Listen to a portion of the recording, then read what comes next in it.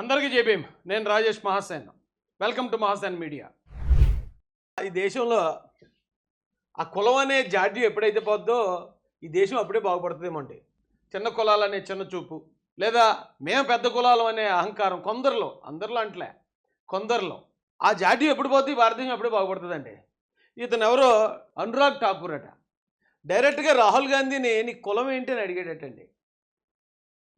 రాహుల్ గాంధీకి ఏమన్నా పిల్లనిద్దాం అనుకున్నాడా, లేకపోతే వాళ్ళ ఇంట్లో దగ్గర సంబంధాలు ఏమన్నా చూశాడా, లేదా రాహుల్ గాంధీ గారు ఎవరినన్నా లవ్ చేస్తే అది వాళ్ళ చుట్టాలయ్యారా, ఏంటి కారణం తెలియదు. కానీ నీ కులం ఏంటని డైరెక్ట్గా పార్లమెంట్లో అడిగాడట. చిన్న కులాలని, ముఖ్యంగా ఎస్సీ ఎస్టీలని కులం పేరుతో దూషిస్తేనే అట్రాసిటీ చట్టం కాదండి.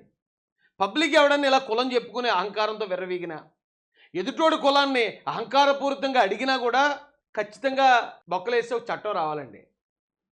ఈ కులాలు అనేది బలవంతులందరూ ఒక చోటు చేరి మనం ఒక కులం, బలహీనులందరూ ఒక కులం అని చెప్పి బలవంతులంతా కలిసి బలహీనుల మీద అట్రాసిటీ చూపించటమో, లేకపోతే అణిచివేత చూపించటం అనే దగ్గర మొదలైంది కులం.